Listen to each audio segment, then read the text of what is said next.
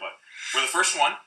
We make 100% New York corn vodka. This is our corn vodka here. 100% premium vodka, 80 proof. We also make a naturally flavored vanilla.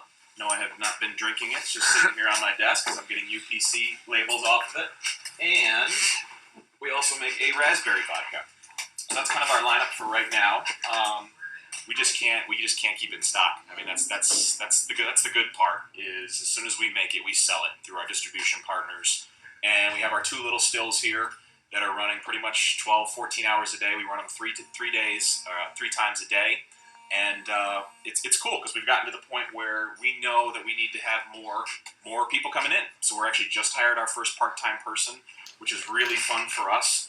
And yeah, that's kind of our synopsis right now. So how did it all start? What gave you the idea to start it up? So I used to be the director of operations at Aware Vineyards in Cazenovia. So I started with writing their business plan and basically executing on it. And for 4 years, we did that. We opened up the building on East Lake Road. I'll always be very proud of what we did there. And quite honestly, what my wife and I decided was, if you're going to work 80 hours a week, it might as well be for yourself. And that's when we launched Life of Reilly on September 11th, 2013. So what were some of the challenges when you first got it going and started up? Are you still seeing those challenges? You do. You see challenges every day. And if you're going to be an entrepreneur, you have to have 2. I always like to say you have to have 2 things. You have to have the stomach for it, and you have to have the drive. I mean, you have to have the motor that just every single day you're going to get up and work 14 to 16 hours a day. You just have to know those things. And you have to know that you're always going to have challenges. So in the beginning, yes, it's startup financing and finding equity and getting enough money to get it off the ground. But now, 2 years, 27 months from where we started, we are seeing new challenges. So even growth brings new challenges. You're looking at, no pun intended, bottlenecks with production. So you have these distributors, you have these clients, you have these retail outlets that all want your stuff. And we're having a problem filling orders. So we're trying to get new people in here, bigger stills, bigger expansion. So we're always going to have setbacks. So off of these setbacks, where do you find the resources to help you overcome these setbacks? It's being completely self-aware of what those problems are. And I don't like to oversimplify things, but sometimes that's what I do. And it's simply sitting down with a piece of paper and saying, what is my biggest problem today? Like, what is it? Is it financing? Is it production? Is it marketing? Is it distribution? What is my biggest problem today? And if you're good at what your problem is, then solve it. If you're not good and don't have the tools to solve what your problem is, then go find somebody who's good at what that problem needs at that particular moment. It's it sounds oversimplified, but if you do that almost on a weekly basis and say, what is my biggest problem today, we've found to be much better off.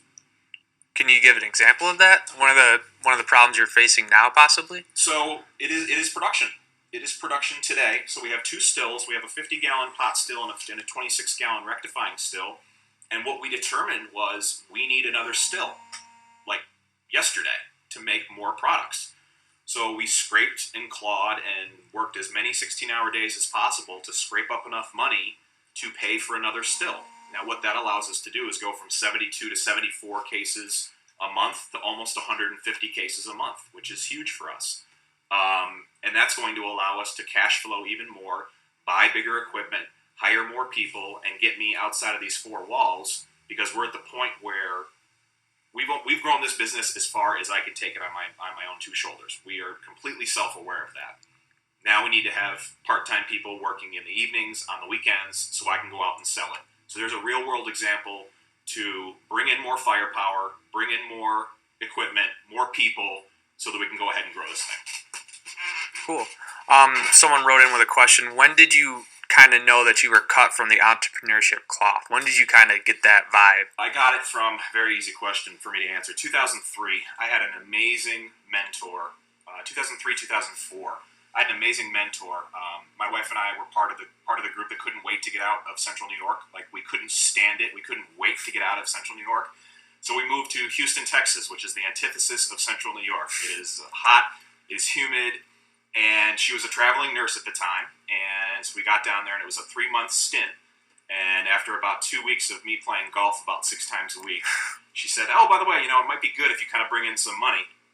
Long story short, I got a bartending job at a country club in Houston, Texas, and I had an amazing mentor. His name's Chuck Cox. He was my general manager at Bay Oaks Country Club in Houston, Texas, and he took me under his wing.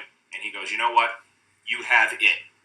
And he started with me just like coding food invoices and coding liquor invoices, and taking me under his wing and saying, you know what? You have the real chops for food and beverage entrepreneurship. And it just kind of grew from there. So it went from some serving to bartending to food and beverage manager to club manager to general manager, and then all of a sudden we always had that entrepreneurial spirit whatever job we had. Then we launched this place. So when did you know it was the right time to launch Life of Reilly? I didn't. Just went for it? I simply didn't. When I left the winery, we quite honestly didn't know what we were going to do. It was going to be. Then we found an opportunity to start a spirits company. We hired a consultant right out of the chute to figure, you know what, we better figure out how to make vodka, and pretty good vodka, since our life's going to be dependent on it. And we didn't know. We had to define a new market because there were no other distilleries in Madison County. There was 1911 to our west and Adirondack to our east, but there was this huge swath of land and consumer base that wasn't being represented, we thought. So that's how we kind of launched Life of Reilly. A lot of people talk about how important mentors are during the early stages of startup. Can you elaborate on that a little bit? I wouldn't even say they're important. I said they're essential. They're essential. I think I've always had huge business mentors, all the way going back probably to my grandfather, back when I was as a teenager. Mentorship is vital if you want to be successful. And it doesn't need to be somebody in your family. It can be somebody in a tech startup. It can be somebody on OCC. I'll give you a perfect example. Joan Powers is the executive director of the Small Business Development Corporation at Onondaga Community College. She has reviewed no less than 4 of my business plans, going back to 2002. And it was a $10 class that I took back in 2002 when my wife and I started. We thought we were going to start a miniature golf course franchise in Ithaca, New York, because that's where you start miniature golf franchises. And she reviewed my first business plan. And ever since then, every single business plan I've written since, she's reviewed. She reviewed Life of Reilly's business plan, and she was the one, I think we saw it in the Twitter chat, she was the one that really gave me the response and gave me the push to say, you know what, this idea has validity. Cool. Someone asked, how do you go about customer discovery? How do I go about customer discovery? I would say it's 50-50. They find us and we find them. That's what I would say. We try to do a really engaging job on social, and I've really spent a lot of time trying to understand social. Perfect example there. Like, figuring out what you're good at is just as important as figuring out what you're not good at. Like, for me, social media is fun. Like, doing this kind of thing is a lot of fun, but I have no idea. 6 months ago, I had no idea how to do Instagram. And I still don't know how to do Snapchat. I have Snapchat. I have no idea how to do it, so if somebody wants to help me with Snapchat. But what we're doing is, again, attacking that head on. We have an intern starting from Oneonta College in January, who her first thing she's going to do is help me figure out Snapchat. Like, that's what she's going to do. And then we're going to grow it from there. But back to your question, is pounding the pavement, doing events like Wine and Chocolate Festival, and knocking on doors, and brand awareness, a lot of social media, and growing the network. If I could give one piece of advice, is continue to grow your network, no matter what you do. I always like to say, everybody's in sales. My wife's a nurse. I like to say, you know what? She's in sales.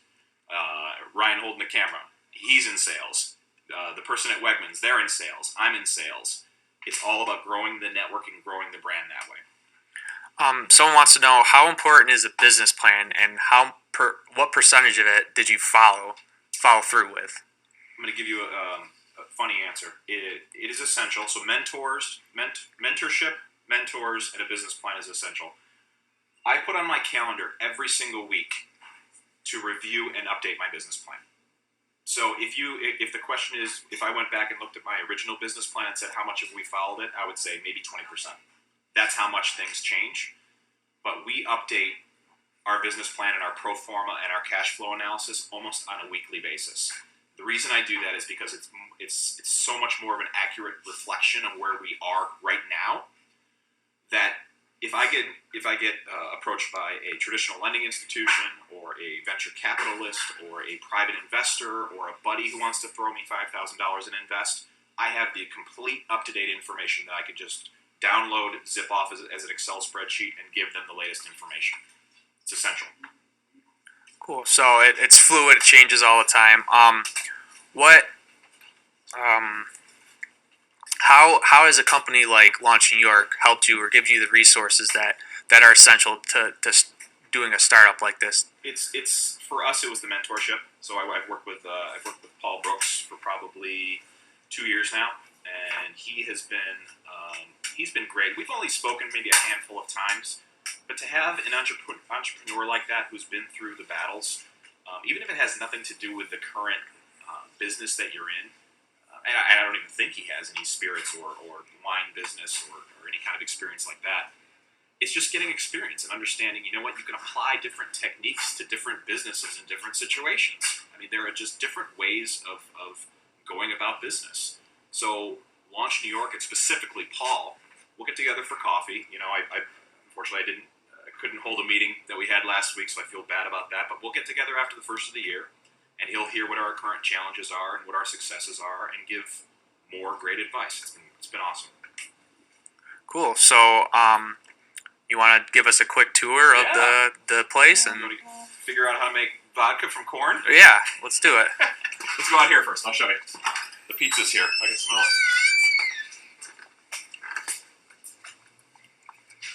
So this is the warehouse. So these 4 walls that we're standing in, and it's funny. We had a group in here earlier today, and the way we built our brand, Life of Reilly, when you look at the packaging, and you look at the branding, and you look at all the stuff that we do, we did it with the whole point of trying to look like we were on shelf with the big boys. Like, we wanted to make sure, okay, this one doesn't stick out like a little mom and pop thing. So everything we do is predicated on looking like one of the big boys, acting like one of the big boys, because if we're going to command $27 for a bottle of vodka, you need to make sure that the branding, the logo, the feel, it all looks like a $27 bottle of vodka. So going off of that, how important is branding in the early stages of a startup? I think it's huge. I think it is. It depends on what you want to do, but even if you're going to be a tech startup or whatever it is that you're going to be, I think it is absolutely enormous. So everything that you do, from the bottle to this logo to this back here, I get more people that see this at Wegmans and Tops, and they say, "Oh, what's We Drink Life?" And then that just starts a discussion. You'll notice our logo is upside down everywhere we go, and catches people's attention. Why? Why is your logo upside down? And we say, sure, it's all part of the branding. So if you look on here, you can see it. You're not living the life until you're drinking the life, which means you're not living the life until you're drinking the life. It's just another hook to get somebody to grab your bottle, because we like to say, if somebody does this, you've won, because they say, oh, wait a minute, that's that guy in Casanova that I heard about, or that's that small family, or whatever it is. So people understand that stuff. But branding is very important, and it's not my strength. So we hired somebody whose strength is branding to come in and help us out. Cool. Absolutely. So let's look at some corn. So there is corn, and basically, when people say, "What do you make vodka out of?" A lot of people think potatoes. A lot of people think wheat, rye, that kind of stuff. Essentially, you can make vodka out of anything with sugar or starch. So when you bite into a piece, I don't know if you can see this. When you bite into a piece of corn, there's that white part in the middle. Mm-hmm. That's the starch. That's the part that I'm interested in. I'm interested in that part because using our high temperature, high performance enzymes, we can actually break down those starch molecules and turn them into fermentable sugar. So we take this corn and we basically turn it into corn soup, which is right over here. Our corn soup. There we go. There's our big fermenter here. Going. So this is the corn soup. So we add water to the corn and we heat it to 190 degrees. We have to get it to 190 degrees because our high performance, high temperature enzymes, that's where they take effect to break those starch molecules to turn them into fermentable sugar.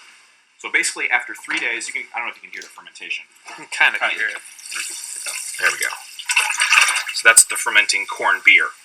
So after 3.5 days, this solution, this corn beer solution, will turn into basically 8 to 10% alcohol, corn beer. So after that, we take our corn beer and we'll go back around here. And I'll show you how we make it into whiskey.